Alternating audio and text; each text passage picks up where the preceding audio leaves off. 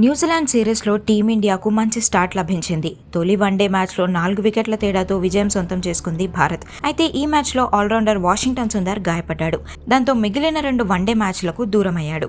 ఈ విషయాన్ని బీసీసీఐ అధికారికంగా వెల్లడించింది. సుందర్కు బదులుగా ఆయుష్ బదోనీని టీంలోకి తీసుకుంది బీసీసీఐ.